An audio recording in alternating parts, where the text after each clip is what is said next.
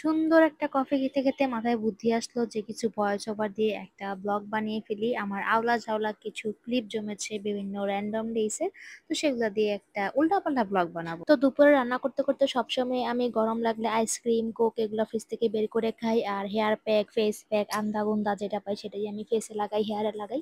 Actually কিছু grey hair হয়েছিল, যাকে খাস বাংলায় বসে পাকাচু দু একটা, তো সেগুলো ঢাকার জন্যই আর কি আমি বেশি বেশি করে মেহেদি প্যাক দিচ্ছি রিসেন্টলি।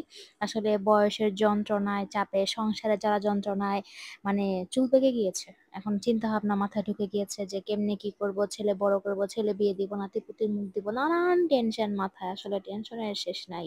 তো যাই হোক, ছেলেকে খাওয়াতে বসছিলাম, কিছুতেই খায় না, যে না কোকোমেলন দিয়েছি কোকোমেলন দেখি সে গপাগপ খেয়ে নেয়। তারপর দুপুর ৩টা বেজে যায়, এরপর আমি লাঞ্চ করতে বসি। এরপরে খাওয়া দাওয়া করে বিকেলবেলা চলে যাই বান্ধবীর বাসায়। ওখানে গিয়ে একদম চিল করতে করতে এক কাপ চা খাচ্ছিলাম। বান্ধবীর বাসায় গিয়ে ছেলেকে ছেড়ে দিয়েছি, যা যা মন চায় তাই করগা, এখানে আমি একটু রেস্ট নিই। তাও শান্তি নেই, আসলে পোলাপাইন নিয়ে কোথাও শান্তি। তো আমার এই বান্ধবীর বাসা মানে শান্তির বাসা হচ্ছে এক ধরনের কাইন্ড অফ মাছের জু। ওর কাছে অনেক সুন্দর সুন্দর মাছের কালেকশন, মানে অ্যাকচুয়ালি আমার বান্ধবীর হাজবেন্ডের খুব পছন্দ।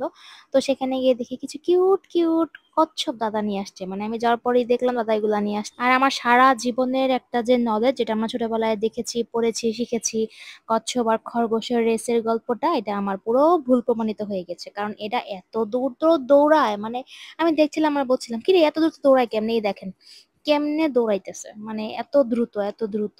পরে অ্যাকচুয়ালি দাদা বললো এগুলো বাহিরের দেশের, তো কোন দেশের জানি বললো, তো এর জন্য নাকি ফাস্ট ফাস্ট দৌড়ায়, বাংলাদেশ এগুলো নাকি আবার ধীর গতি, বাংলাদেশের মানুষজনের মতই হয়তো বা। তো এই তো আমার ছেলে কি আমার বান্ধবীর সুন্দর বাসাটা লন্ড ভন্ড করছিল, কি সুন্দর গুছানো, আহা হা, আমি খালি বলছিলাম নেও একটা বাচ্চা কাচ্চা নেও হোক, এরপর দেখবা সুন্দর গুছানো কই যে যায়, কোন দিক দিয়ে যে পলাবে। যাই হোক, এরপর ঘোরাফেরা শেষে সংসারে ফিরে আসলাম, এসে রান্নাঘরে একটু গুছগাছ করলাম, আর সংসারে একটা শখের জিনিস লাগালাম। আরে তেমন কিছুই না, জাস্ট একটা র্যাক লাগালাম, যেহেতু সবকিছু উলট পালট হয়ে ছড়িয়ে ছিটিয়ে থাকে, ভাবলাম যে এটা লাগে রান্নাঘরটা দেখতে ভালো লাগবে। আসলে ছোটখাটো জিনিসই মেয়েদের জন্য অনেক ইম্পর্টেন্ট। যাই হোক, একটা মুরগির রেসিপি শেয়ার করবো, কথা বলতে বলতে রেসিপিতে চলে আসছি। আমরা বরিশাল গিয়ে একটা টাইগার মুরগি খেয়েছিলাম, ভিডিওটা আমি ফেসবুকে শেয়ার করেছি, আর আমাকে রেস্ট্রিক্টেড মেরেছে ভিডিও, কারণ তাদের কাছে ফেসবুক কর্তৃপক্ষের কাছে মনে হয়েছে এটা এক ধরনের ভায়োলেন্স, মুরগিকে এভাবে ধরে রাখা যাবে না। যাই হোক, মূল কথায় আসি, এই মুরগিটা খেতে এত এত এত বেশি মজা ছিল, এটাকে টাইগার মুরগি বলা হয়, এটা ওজনে অনেক বেশি বড় হয়।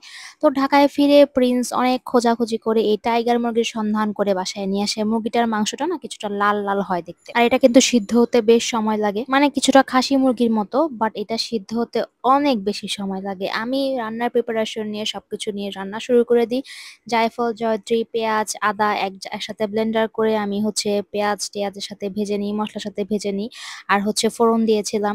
এরপর হচ্ছে লবণ হলুদ বেসিক যে মশলাগুলো সেগুলা টেগুলা দিয়ে ভালো মতো কষিয়ে নিই।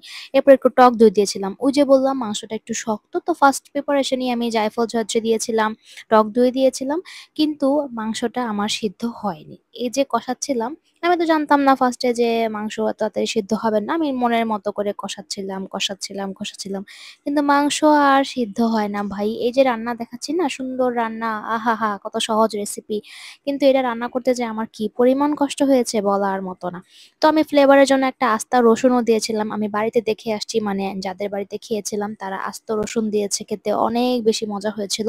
অ্যাকচুয়ালি না ওনাদের রান্নাগুলা হয়েছে বড় বড় হাঁড়িতে, সরি কড়াইতে, তারপর হচ্ছে লাকড়ি চুলাতে হয়, তো যার কারণে ওদের রান্নাটা মেবি তাড়াতাড়ি হয়েছিল, ভালো সিদ্ধ হয়েছিল, আর খেতেও অনেক বেশি মজা হয়েছিল। তো আমি মোটামুটি ১.৫ ঘন্টা কষানোর পরে গরম পানি দিই। এরপর আমার কাছে মনে হয়েছে ঝাল একটু কম, আমি আর একটু মরিচের গুঁড়া আর একটু লবণ টবণ দিয়ে বসিয়ে দিই। আমি ভাবছিলাম যে কুকারে দিব না, কুকারে না দিয়ে আমি কড়াইতে কষিয়ে কষিয়ে রান্না বান্না করবো, তাহলে আরো বেশি মজা হবে।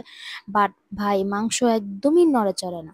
তারপরে শেষে বাধ্য হয়ে নতুন একটা কুকার কিনেছিলাম, খুব খুশি হয়ে একদম লাফাতে লাফাতে কুকারে মাংস দিয়ে কুকারে বসিয়ে দিই, কারণ আমাদের মেয়ে মানুষের নতুন নতুন জিনিস ব্যবহার করতে কি যে ভালো লাগে, কি যে আনন্দ লাগে। যাই হোক, এখানে প্রিন্স আমাকে হেল্প করে, ওর হেল্প নিয়ে আমি এখানে কুকারে মাংসটা দিয়ে এরপরে হচ্ছে বসিয়ে দিই। এরপরে কিছুক্ষণের মধ্যে সিটি চলে আসে, তো আমি তো খুব খুশি, ভাবছিলাম যে নতুন কুকার, তারপর হচ্ছে অনেকক্ষণ কষিয়েছি নিশ্চয়ই হয়ে যাবে। আর এই প্রসেসটা আমাকে মা শিখিয়েছে, কুকার থেকে পুরোপুরি বাতাস বের করার জন্য এরকম হাতা দিয়ে রাখতে বলেছে, তারপর ইনস্ট্যান্টলি কুকারটা আর কি খোলা যায়। কিন্তু ভাই মাংস তো আর সিদ্ধ হয় না। আমি এটার জন্য, মাংসটা সিদ্ধ হওয়ার জন্য রান্নার মাঝখানে মাঝখানে মাঝখানে পেঁপে ব্লেন্ড করে দিয়েছি, আবার জায়ফল জয়ত্রী ব্লেন্ড করে দিয়েছি। এরপরে গিয়ে মোটামুটি আমার ২০-২৫টা সিটি দেওয়া লেগেছে। এরপরে গিয়ে মাংসটা সিদ্ধ হয়েছে। প্রিন্স এক পর্যায়ে বলছিল আর জীবনে এই মুরগি আনবো না, কিন্তু খাওয়ার পরে কিন্তু মুড চেঞ্জ হয়ে গিয়েছে, কারণ এটা খেতে কিন্তু অনেক মজা। বাজারে টাইগার মুরগি জিজ্ঞেস করলে কিন্তু দোকানদাররা বের করে দিবে, এগুলা সাইজে বড় হয় আর কি। তো শেষ পর্যন্ত এই তো বের করে আমরা সফল হই, মানে দেখছিলাম যে অ্যাকচুয়ালি সিদ্ধ হয়েছে কিনা। খুব ভালো সিদ্ধ হয়, খেতে অনেক মজা হয়েছিল। যাই হোক, রান্নাবান্না টপিক বাদ দিলাম। আমার একটা দুঃখের সংবাদ হচ্ছে আমার মাছটা মারা গিয়েছে। আমার এত কষ্ট লাগছিল, মানে মারা গিয়েছে কিভাবে, আপনা আপনি মারা যায়নি, এটা মেবি আমার ভুলের কারণে মারা গিয়েছে। এই মাছটা কিন্তু আমার অনেক দিন টিকেছে, মোটামুটি 6 মাসের বেশি হবে কিনেছিলাম। দেখা গেছে মাছ কিনলে কিন্তু মাছগুলা টিকে না। তো গরমের দিন যেহেতু আমি মাছের পানিটা চেঞ্জ করে অনেক বেশি ভোরে এরপর হচ্ছে টবের মধ্যে পানি দিয়েছিলাম, যেটাতে ওকে রাখি। তো ও লাফ দিয়ে না মাটিতে পড়েছিল অনেকক্ষণ। তো আমি রান্নার এক ফাঁকে হঠাৎ করে এসে দেখি মাছ নেই। তো খুঁজতে খুঁজতে দেখলাম যে মাটিতে পড়ে আছে। তো পানিতে দেওয়ার ২-৩ ঘন্টা পর্যন্ত ও বেঁচে ছিল বেচারা, এরপরে আর বাঁচতে পারেনি। আমার খুব কষ্ট লাগছিল। তো ওকে আমাদের বারান্দার একটা গাছের নিচে আমি মাটি দিয়ে দিই। প্রিন্স বলছিল এটা কার মাটি দিবে, মানে আমার আসলে খারাপ লাগছিল। দেন আমি হচ্ছে আমাদের বারান্দার গাছের ফুল থেকে একটা ফুল ছিঁড়ে তার জন্য একটা ফুল দিয়ে দিই, তার স্মরণে। আমার আসলে অনেক কষ্ট লাগছিল, মাছটা আমার অনেক সুন্দর ছিল। সবাই দেখে আমাকে জিজ্ঞেস করতো মাছটা কোত্থেকে কিনেছো, ওটা তো অনেক দিন বেঁচেছে। সবাই এসে দেখে দেখে বলে বলে একদম মুখ লাগিয়ে দিয়েছে। আমার এই ক্যান্ডেলের জারটা আমি প্রতিদিন ক্যান্ডেলটা জ্বালিয়ে রাখি এখন, মানে আমি ভাবতাম যে এটা খালি হয়ে গেলে এটা তো আমি একটা ফাইটার ফিশ রাখবো, দুইটা সঙ্গী হবে, বাট আসলে আর হলো না। যাই হোক, এটা হচ্ছে আরেক দিনের ক্লিপ। আমি গিয়েছিলাম, মানে আমরা গিয়েছিলাম প্রিয়মের জন্য একটা সাইকেল কিনতে। প্রিয়মের সাইকেল খুব পছন্দ, ও যে কোনো ছোট গাড়ি দেখলি না ওটার উপর বসে পড়ে, মানে বসার চেষ্টা করে। তো এর জন্য ভাবলাম যে ওর জন্য একটা ছোটখাটো সাইকেল বা গাড়ি টাড়ি কিছু কিনে দিই। তো একটু দেখছিলাম আমরা বেস্ট বাইতে গিয়ে, বাট ওর সাইজ অনুযায়ী হচ্ছিল না, আর আমাদের কোয়ালিটি তেমন একটা পছন্দ হচ্ছিল না। তো প্রিন্সের ইচ্ছা ছিল যে ওকে নিয়ে গিয়েই কিনবে, যে ও কোনটা চয়েস করে, কোনটাকে দেখে খুশি হয় তো ওটাই কিনবে, বাট অ্যাকচুয়ালি কেনা হয়নি। এগুলা তো কিনলামই না, উল্টাপাল্টা কতগুলা জিনিস কিনলাম, সংসারের জিনিস কিনলাম, আর খুব দরকারি দুইটা জিনিস কিনলাম। এই যে এই দুইটা দরকারি জিনিস এমন কাজে লেগেছে আমাদেরকে, আমি দেখাচ্ছি যে কি কি কাজে লাগিয়েছি।